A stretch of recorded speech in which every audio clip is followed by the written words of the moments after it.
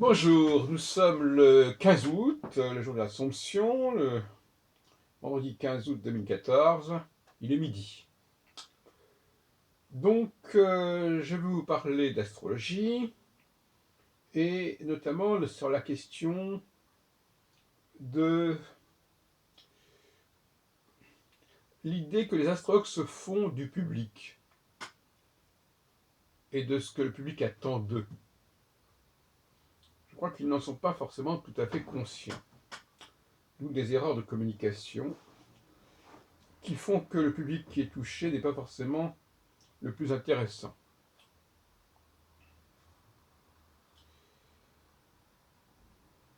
Je voudrais dire par exemple que présenter l'astrologie comme un langage, à mon avis, c'est une erreur. J'ai remarqué que dans beaucoup d'ouvrages écrits par des femmes, la tendance est dans ce sens, pourtant.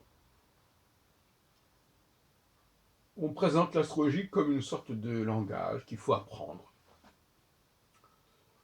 Et il faut apprendre comme on apprend une langue, c'est-à-dire sans se poser trop de questions. Euh, Quand on apprend une langue, on ne va pas se dire pourquoi on dit ce mot-là comme ça, pourquoi pas comme ça, pourquoi telle règle de grammaire est comme ceci, comme cela. Non, on essaie de comprendre les règles qui sont instaurées et pratiquées.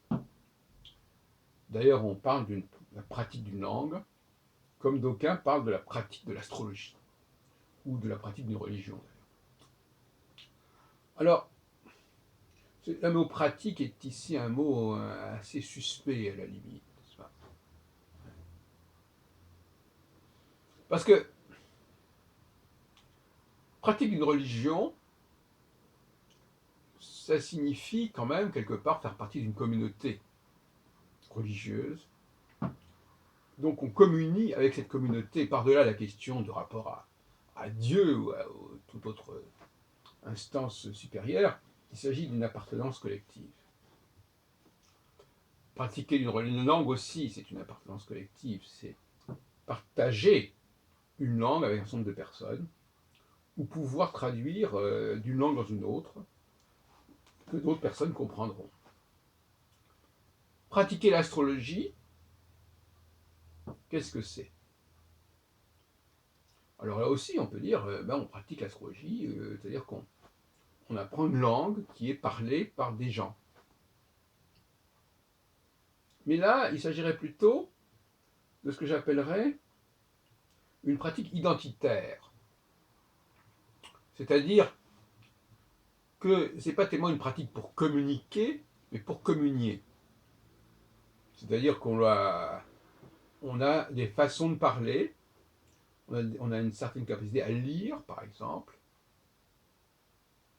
qui ne veut pas dire qu'on comprenne forcément ce qu'on lit, d'ailleurs. Par exemple, chez les Juifs, la lecture des textes hébraïques n'est pas souvent liée à la compréhension de ces textes. En tout cas, ça ne veut pas dire qu'on parle la langue hébraïque parce qu'on lit des textes hébraïques.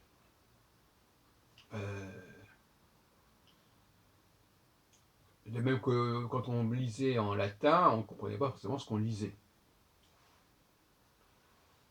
Et donc il s'agissait de partager, de participer à un processus qui est celui d'une communauté.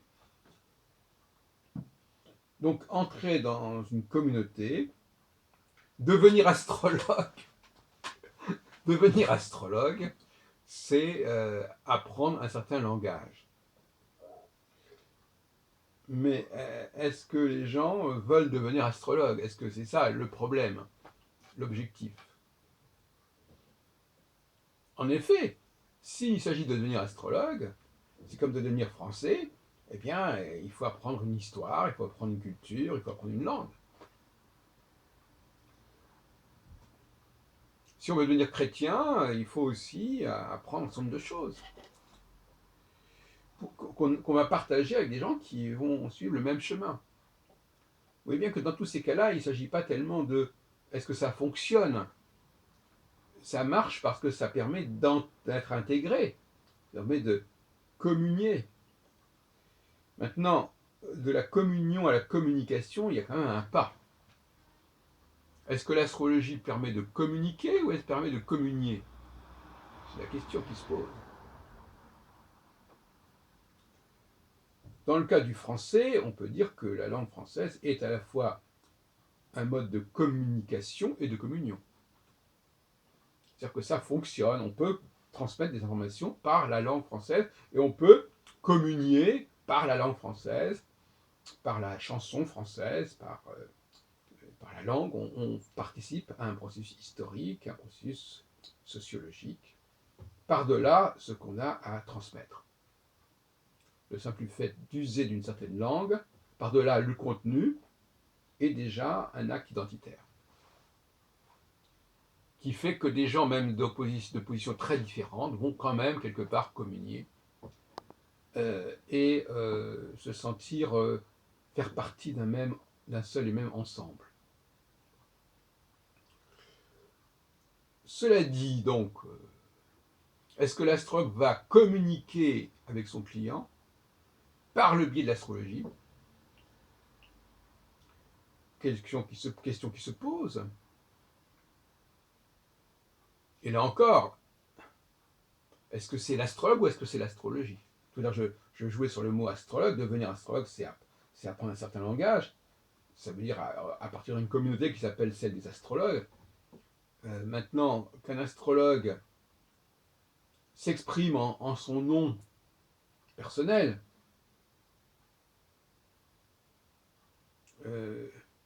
c'est souvent ce qui se produit. Maintenant, qu'il dise cela par un langage astrologique, c'est un peu paradoxal, puisque son client, lui, ne connaît pas ce langage. Donc, est-ce qu'il est là en situation de traduire de l'astrologique dans un langage français? À ce moment-là, c'est un interprète, comme quelqu'un qui serait interprète du russe. Il entend des gens parler russe, et il va traduire en français. Donc là, on retombe dans l'idée de langue. Mais c'est une langue qui n'est... Est-ce que cette langue a un contenu? Est-ce que cette langue communique, véhicule quelque chose? Ou est-ce qu'elle est simplement une façon de dire les choses qui se suffit à elle-même?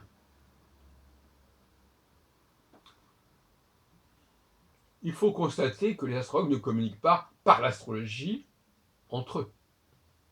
Ils communient par l'astrologie, mais ils ne communiquent pas par l'astrologie. Je ne connais pas d'astrologue qui dise à son... Enfin, c'est rarissime qu'un astrologue utilise l'astrologie pour communiquer avec quelqu'un d'autre, de sa même communauté. Alors que c'est la moindre des choses dans la communauté française ou dans une communauté linguistique précise. Donc, la fonction linguistique de l'astrologie, elle est extrêmement problématique. Alors maintenant, je reprends l'exemple que j'ai donné. Je vais traduire de quelque chose qui est écrit en astrologique, mais écrit par qui? vers du français, vers quelque langue que ce soit. Donc effectivement, la personne avec qui je vais m'exprimer va comprendre ce que je vais lui dire. Et elle saura que j'ai traduit de l'astrologique, de l'astrologie. Mais là, on n'est plus dans un processus identitaire, parce que la personne n'a pas vocation à devenir astrologue, mais elle va faire partie, si l'on peut dire, de tous ces gens qui tournent autour de l'astrologie, d'une certaine façon. Elle va quand même entrer dans l'orbite de l'astrologie, par le fait qu'elle a rencontré un astrologue qui lui a parlé de ce que l'astrologie avait à lui dire, à elle, à cette personne. Peut-être. On ne peut pas exclure que l'astrologie ne soit porteuse d'un savoir, bien sûr, et que ce savoir présente un intérêt en soi.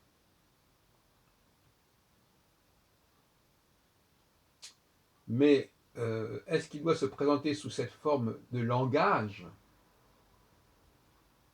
c'est le problème de la... Est-ce qu'un savoir est un langage? Est-ce qu'un langage est un savoir?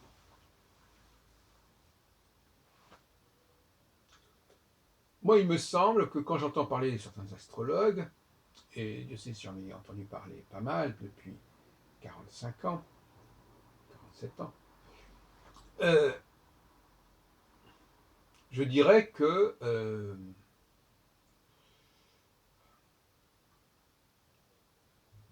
c'est plutôt un processus explicatif. C'est-à-dire que quelque chose une personne est là, elle est devenue ce qu'elle est devenue, un événement est là, il est ce qu'il est, expliquons ça par l'astrologie. Et là, paradoxalement, plus c'est compliqué, plus ça va être intéressant de le transcrire, de le traduire en termes astrologiques. Et là, toute l'astrologie, tout le savoir astrologique va pouvoir être mobilisé dans ce sens. Donc là, on est dans le sens inverse. Mais c'est assez paradoxal, parce que une personne est là, je vais traduire ce qu'elle est en termes astrologiques, mais comme elle ne comprend pas l'astrologie, je vais le retraduire dans la langue de cette personne. Donc il y a une sorte d'aller-retour qui est assez ingénieux, qui est assez étonnant. C'est comme la circulation du sang. Hein. Ça vient, le sang est impur, il va se purifier dans le cœur ou dans les poumons, et puis il ressort, il redescend. L'astrologie, c'est un peu la même chose. C'est-à-dire qu'on part de ce qui est impur, qui est l'événement extérieur, on va le purifier par l'astrologie, et après on va le ressortir, purifier, pour qu'il revienne vers le monde extérieur. On pourrait peut-être présenter ça comme ça, ce serait peut-être pas complètement idiot, une sorte de purification astrologique du monde profane, du monde réel, à travers un langage qui est en quelque sorte sacré.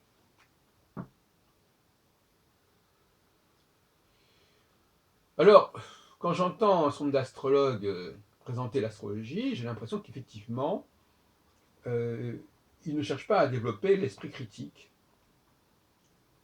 Et ils parlent de l'astrologie comme de quelque chose qui est acquis, qui est installé, qui est à prendre ou à laisser, en quelque sorte.